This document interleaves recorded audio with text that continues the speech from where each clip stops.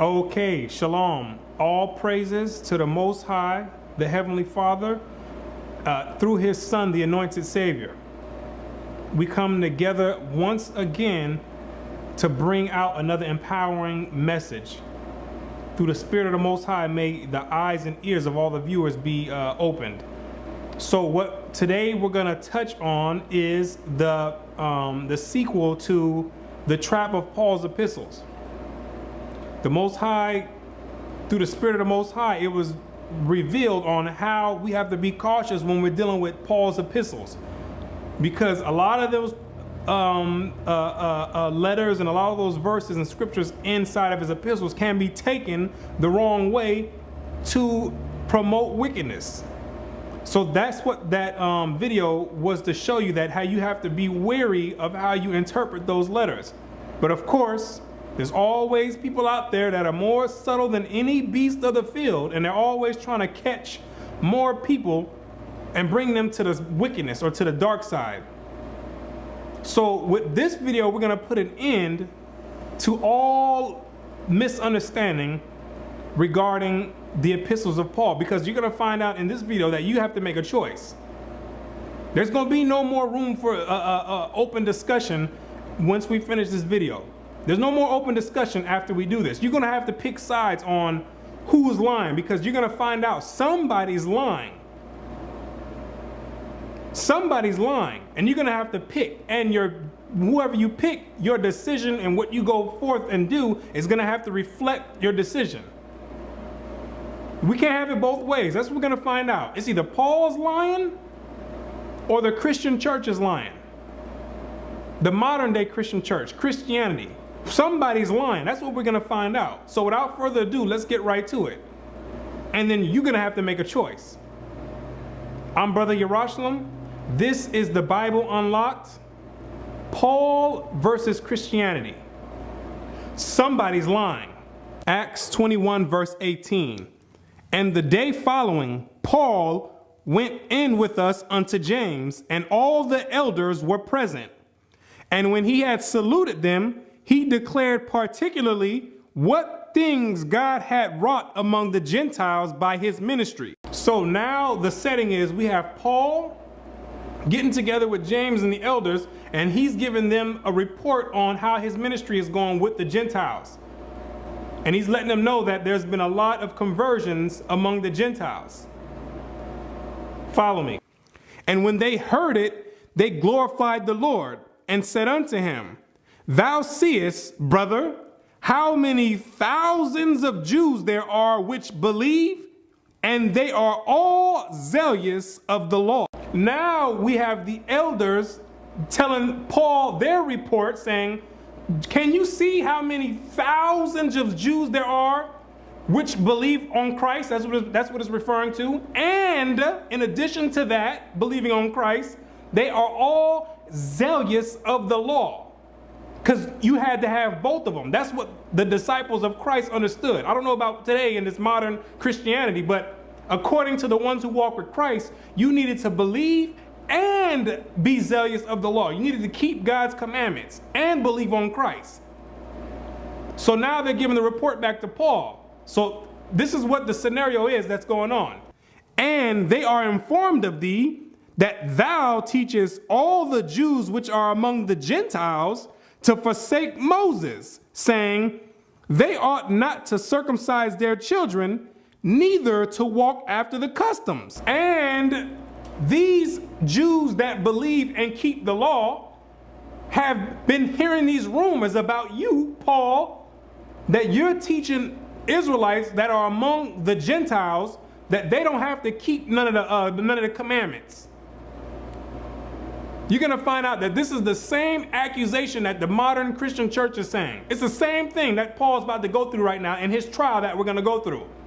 People have been hearing that this brother Paul is going around teaching some Roman Catholicism, that we don't have to keep the commandments. We've been hearing, brother, that you teaching this Christianity, or this modern day Christianity, this Roman Christianity.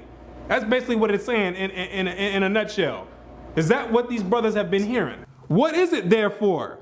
The multitude must needs come together, for they will hear that thou art come. The multitude is going to hear that you have come into town, and they're going to want to know what's going on. They're going to want to confront you. You're going to have a lot of people that's getting ready to come. Do therefore this that we say to thee. We have 4 men which have a vow on them. Them take and purify thyself with them. We have 4 men that have a vow on them. What is this vow? It's talking about a Nazirite vow. You read about this in Numbers, the 6th chapter, showing you that the disciples of Christ were still keeping the law after his death. I'm not sure where these people are coming up with this stuff, that as if everyone just start being lawless after Christ's death. They were still keeping the law. 4 men have a vow on them. They're telling Paul, take these men and purify thyself with them. Because you're going to read in Acts 18 verse 18, Paul already had a vow on him as well.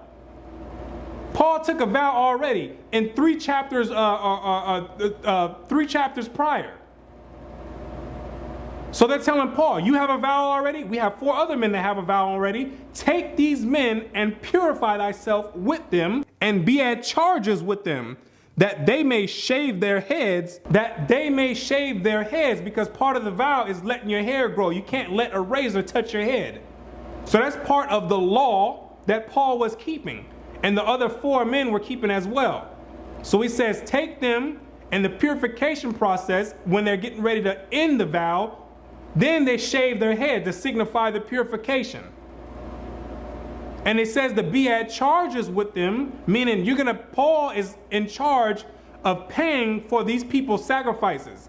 Because there's a sacrifice, as we'll keep reading, that goes along with this vow. And Paul was to be the one to pay for it.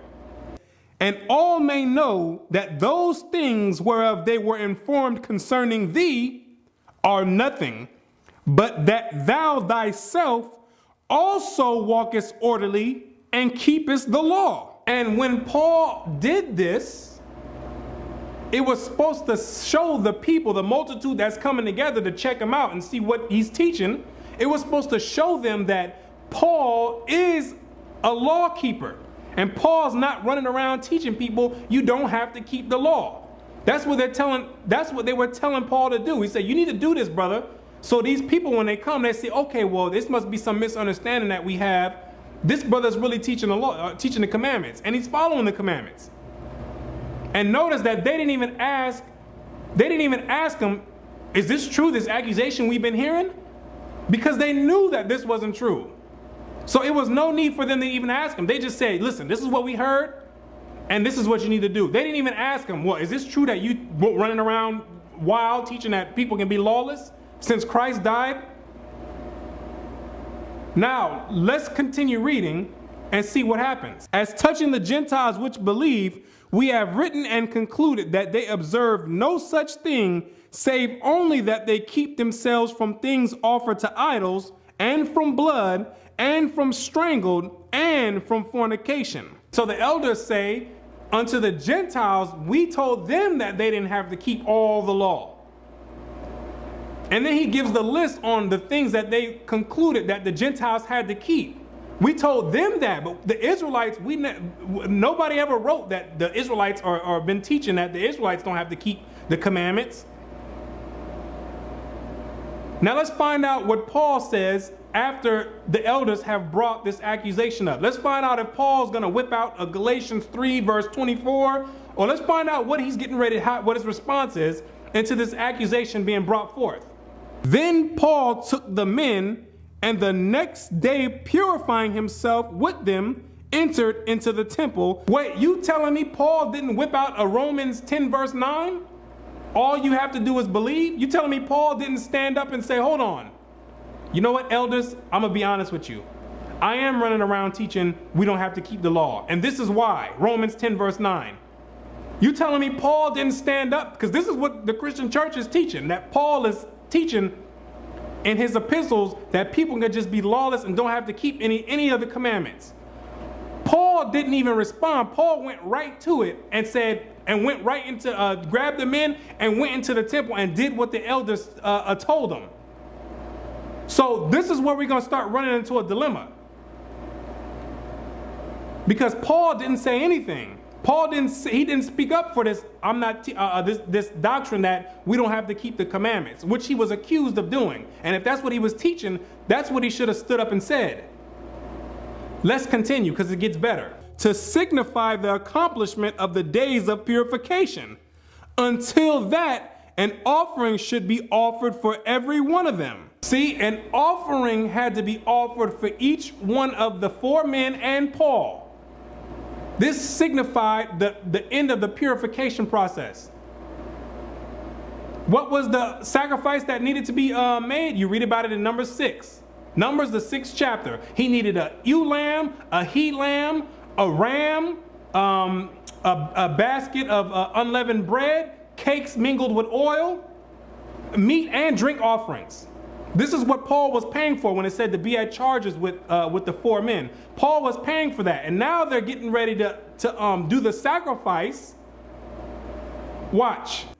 And when the 7 days were almost ended, the Jews which were in Asia, when they saw him in the temple, stirred up all the people and laid hands on him. Now they caught Paul, the ones that was making these complaints, running around spreading these rumors. They said, there you go right there. That's that brother right there. Yep, I can see him. That's him. Then they stirred up all the rest of the people, and then they went and laid hands on him right before he was getting to finish the vow. So he didn't even get a chance to finish the vow because they snatched him up out of the temple, crying out, "Men of Israel, help! This is the man that teaches all men everywhere against the people. This is the man that's teaching there is neither Jew nor Greek, and that everyone's all equal and it's all one big melting pot, and that it doesn't matter who God's people are anymore." This is the guy teaching. What you're going to find out is the people accusing Paul has the same exact interpretation as the modern Christian church. That's what you're going to find out. Watch. And the law, and he's teaching people that they don't have to keep the law. He's running around here telling people that all they have to do is sit back and believe. They can be homosexuals, they can be thieves, murderers. All they got to do is believe. Don't worry about keeping that law. And this place, and further brought Greeks also into the temple, and hath polluted the holy place. And he's bringing Gentiles into the temple, Greeks, Caucasians or Europeans into the temple and profaning it. Because the custom was that the Gentiles were not allowed to come into the temple. They had to stay on the outer court. You can read about that in Revelations 11 verse 2. The outer court was for the Gentiles. The Gentiles can't come into the temple, to the inner court of the temple. So this was a major offense that they were raising against Paul. Because this offense was punishable by death.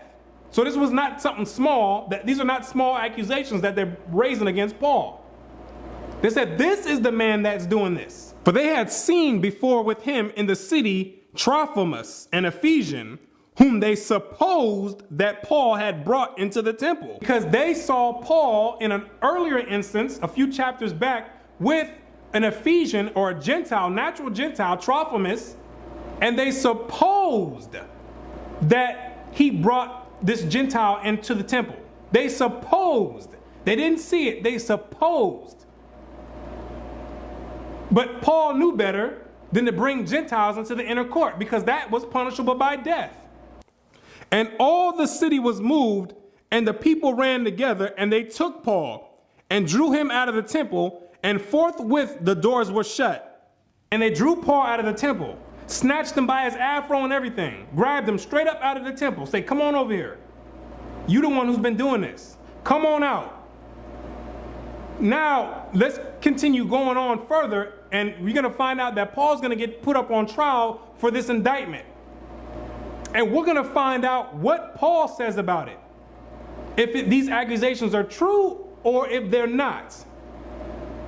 Let's go. Acts chapter 24, verse 1.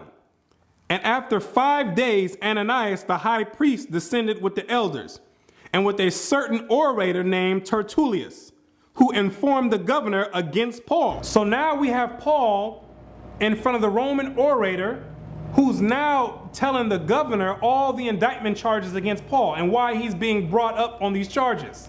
Verse 5.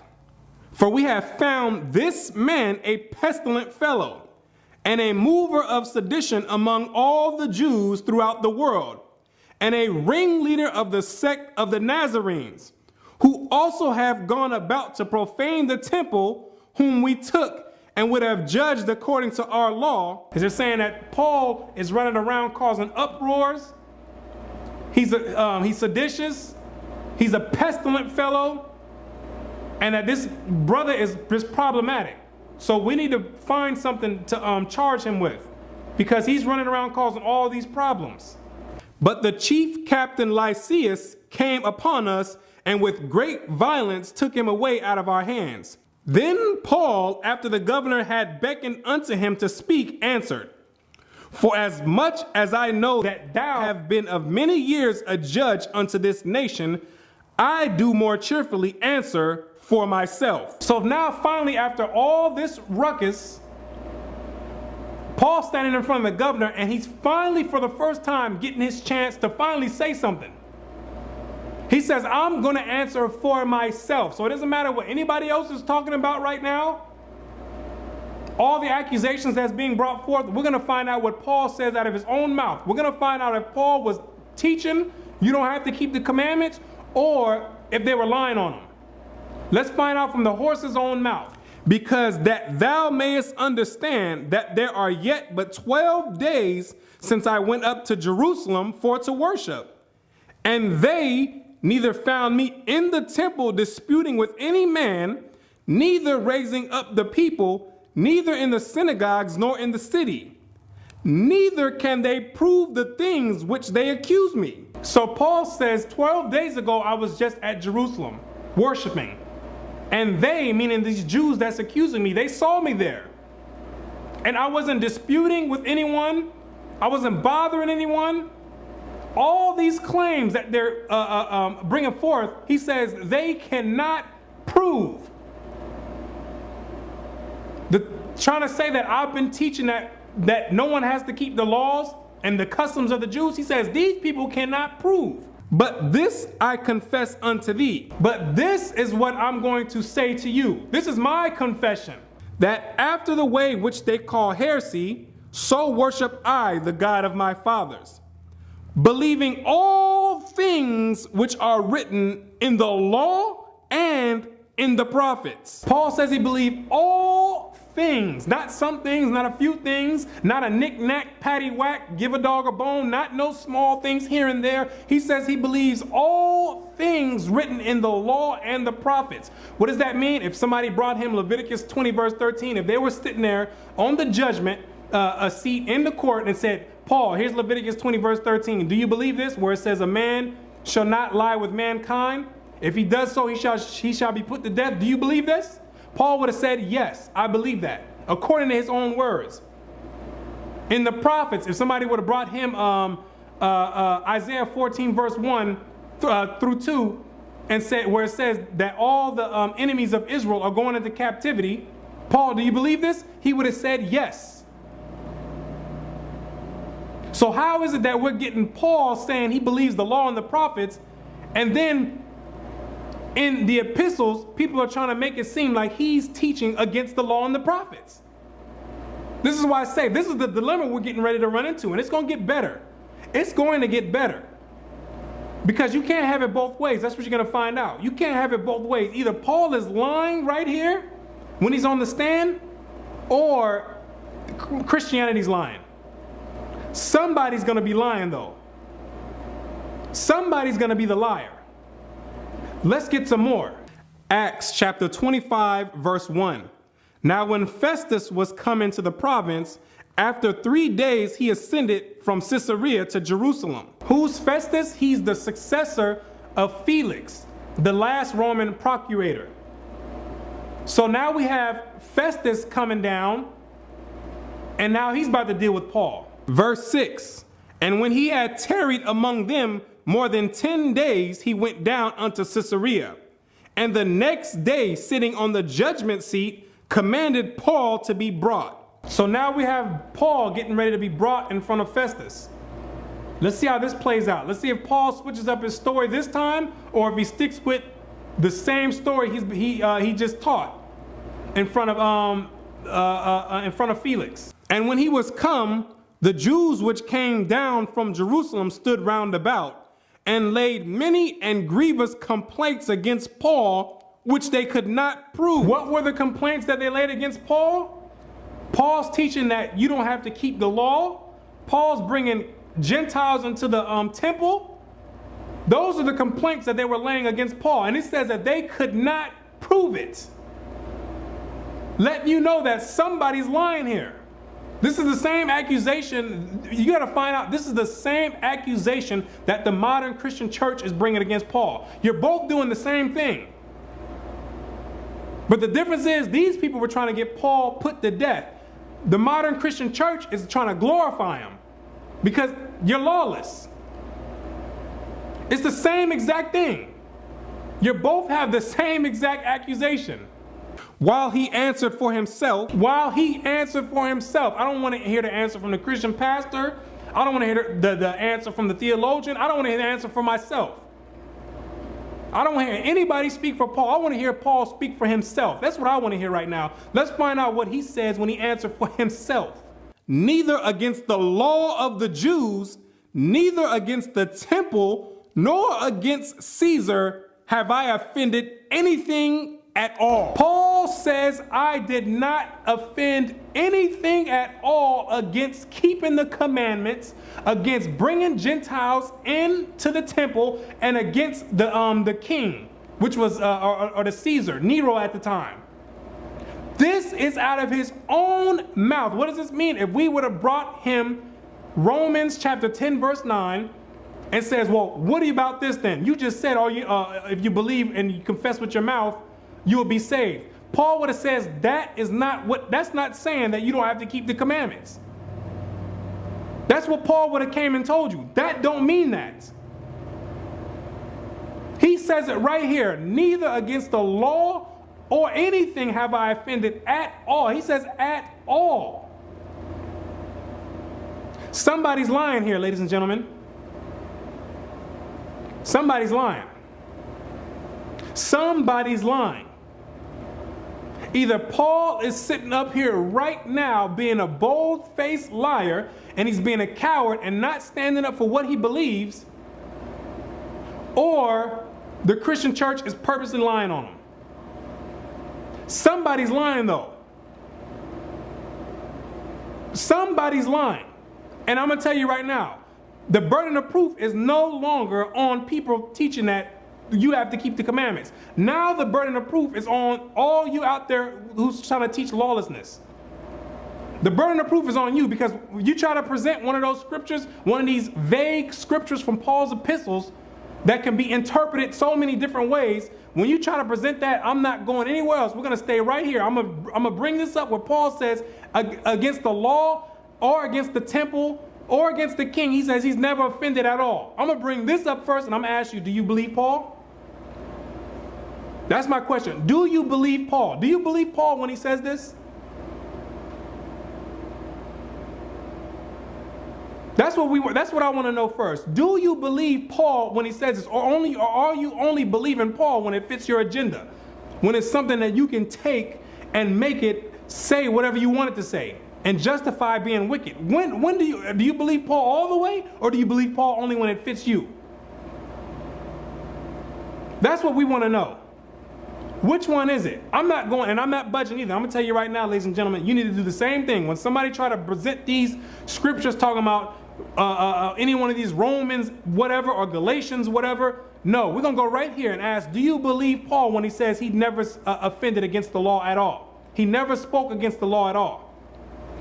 On trial.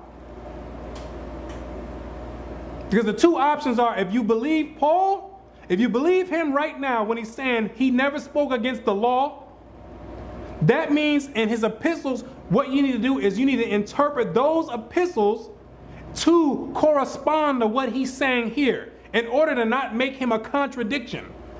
Because now he's contradicting himself and he's being the devil, if that's the case. Now you're being the devil.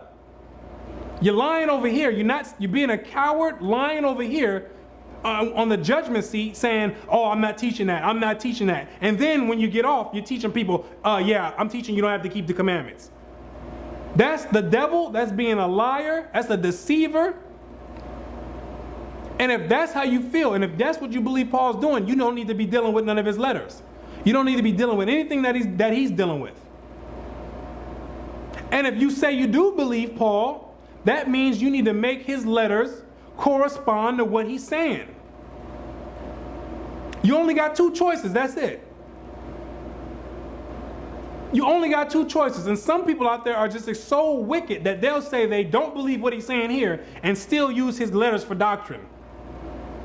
When it's dealing with your soul salvation, you don't need to be dealing with discrepancies like that. Well, when he's lying here and telling people, he's lying to the people here, but then he's telling people something else over here. You don't need to be dealing with people like that if that's how you feel the situation is. So you got a choice to make.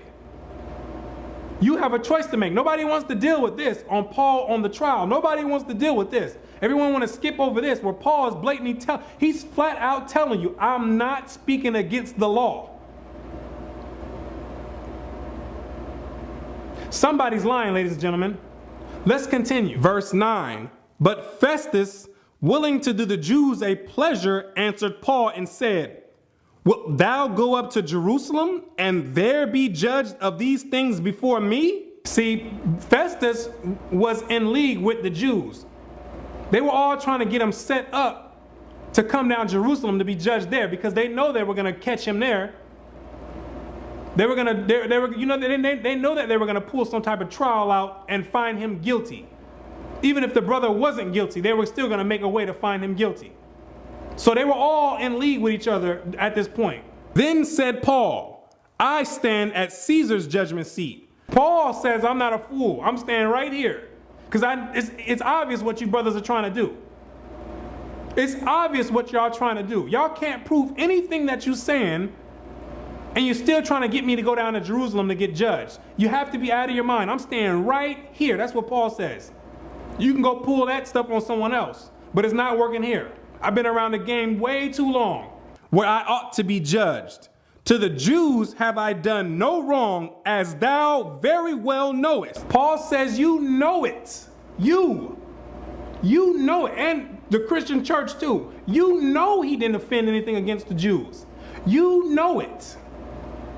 And if you don't know it and if you don't believe it, you need to leave Paul alone. You can't be using Paul and making it contradict itself when you're dealing with people's salvation.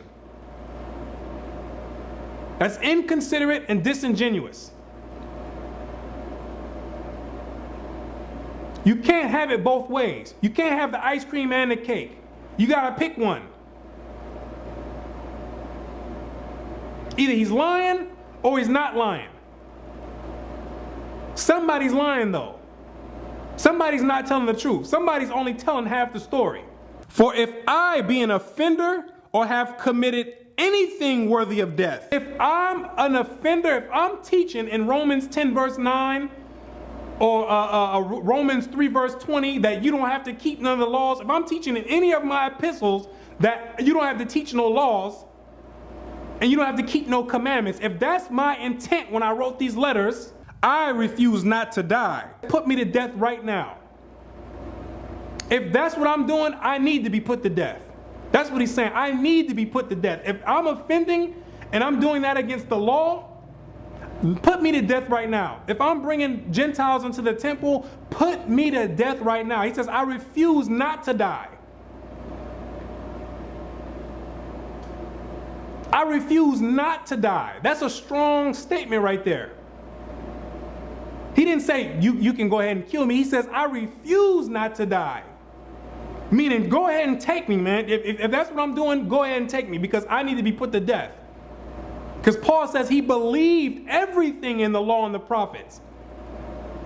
And it tells you in the law, if somebody comes around telling you, let's go worship other gods, which is what the modern Christian church is doing, telling you to come away from the Most High and go and worship the Babylonian God, the God of the Roman Catholic Church, it says the judgment is they need to be put to death. Paul says, I refuse to die. So it's either if Paul's lying right here, nobody needs to be dealing with him. If you believe Paul is lying, nobody needs to be dealing with him. But the choice is, if you don't believe he's lying, don't bring me no Romans 10 verse nothing and try to say that Paul's teaching against the commandments, because now you're contradicting them. You're doing the same thing that the Jews were doing back then to him, trying to catch him up and falsely accusing him. You're doing the same thing. You're doing the same exact thing. You're no different. And Paul is going through a rough, stressful time right now, trying to clear his name from these people accusing him. And then now you got 2-point-something billion people doing the same thing. It's amazing how it works, doing the same thing. But if there be none of these things whereof these accuse me, no man may deliver me unto them. I appeal unto Caesar. But I'm not gonna die for something that I didn't do. See, if I did it, I refuse not to die, but you're not gonna get me for something I didn't do. See, that's the difference. I'm not gonna die innocently. That don't make any sense. That's just stupidity. I'm not gonna volunteer myself to be put to death if I'm not doing it. So once again, if they brought him Ephesians, anything, Galatians, anything, any one of those scriptures in his epistle and said, what about this right here, brother? You just said right here, we're not justified by the law, we're under grace. What does that mean? He would have said, that does not mean you don't have to keep the law. That's what he would have said. And then he would explain to them what he was saying or what his intent was. He says, I'm not dying like a dummy. You're going to have to bring up some legit accusations and be able to prove them if I'm going to willingly get put to death. That's the story of Paul, ladies and gentlemen. That's Paul's conclusion of the whole matter. That's what Paul says out of his own mouth. Paul says, I'm not teaching against the commandments. These people are accusing Paul of teaching against the commandments, but Paul out of his own mouth is saying, I'm not doing that. So we got two choices to make, and nobody's going to get off the hook with this. We're not going anywhere else. I'm telling you, I'm dead serious with this. We're not going anywhere else. I want to know what you believe. I want to know if you really believe Paul. This is where you're going to uncover all these hidden demons that's inside of people. They're going to start coming out and manifesting themselves. And trust me, I've seen it already. You think people believe in the scriptures and believe in the Bible one moment, then once the truth starts coming out, all of a sudden they don't believe anymore. All of a sudden the book is full of myths, full of fairy tales, and all this other extra stuff. They don't believe anymore. I've seen it personally. Because that's what the truth does. It starts digging demons out that are laying dormant within you. Because there's a lot of demons that's getting ready to come out now that there's no way, there's no back door to run out of on this now. Because now you're trapped in a corner. See, that's how the Most High is giving the wisdom out in these last days, where we're going to have to make decisions. Your faith is going to have to be tested. What you believe in is going to have to be tested. There's no escaping it. What do you believe? What do you believe? Because if you believe Paul is telling the truth, I don't want to hear about you saying anything about Paul said we don't have to do this. No Colossians 2:16 or any of that stuff. Interpret it the way it was meant to be interpreted, to reflect what he said here on the judgment seat. And if he's lying, you don't need to be following him. If you believe he's lying, you don't need to be following him. Who's going to be following a coward? Who's going to follow a coward? All the other prophets got put to death for this word, standing up firm for what they believe in. Paul is not exempt from that. If he believed that we don't have to keep the commandments, when on the judgment seat, he should have jumped up with a Romans whatever and said, all you got to do is believe. Now, come put me to death. Do something about it. Do something about it. That's what I believe in. I believe Christ died on the cross for everyone else to be lawless. And we don't have to keep no commandments. All we got to do is believe. Do something about it. I'm willing to die right now. That's what we should have seen in this trial. That's what we should have seen Paul come out and do. But he didn't do that. He didn't do that. He spoke, the way he formatted his speech was in league with everyone else in the scriptures. All from Moses all the way on up to Christ. And all the other elders that were telling him that the Jews believe and they keep the law. That's how he formatted his rebuttal to the accusations that they were bringing forth. Which makes me say, okay, well, I'm going to take this brother's word for it. I'm going to take this brother's word for it, because truth be told, no one could. That's all you can do is take his word for it. We can all his epistles are. There's many interpretations that can be put on those. Why? Because we don't have the records are incomplete. We don't have what the churches wrote to him. We don't have all of the letters that he wrote. All we have is one form of communication. We have one form or one prospect of the communication being taken place. We don't have the letters that he wrote back or that they wrote back to him. We don't have the letters. And when you read 1 Corinthians chapter 7 verse 1, it tells you that he's responding to a letter. He says it's a response to the letter that they wrote to him. Well, where's that letter at that they wrote to him? So we don't have the full conclusion of what's going on.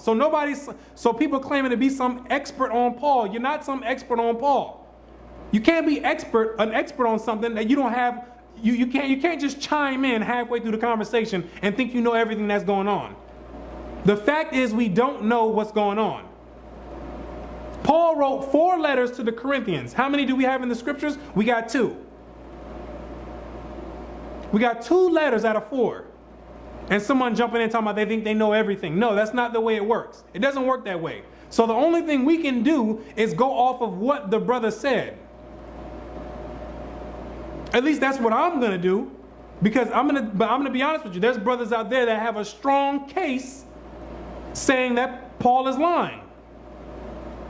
And it's a solid case.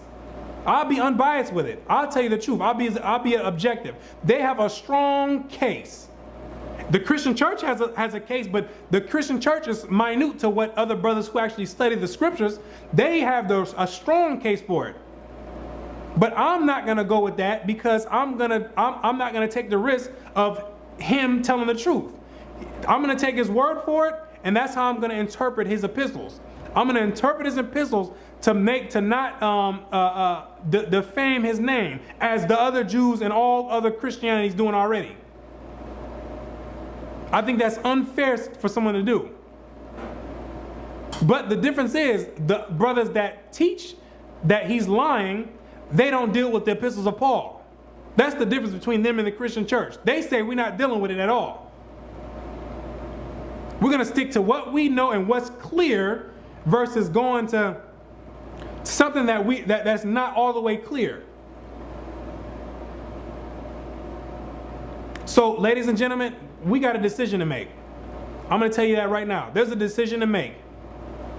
That's all I want to hear. What do you believe? I don't want to hear no other scriptures. What do you believe? Do you believe Paul? Is Paul telling the truth, or is he lying? And then after you make that decision, everything else that you bring out with Paul better reflect that decision. Until next time, we give praise and honor to the Most High. I'm Brother YAHUAH'S, and I say, Shalom.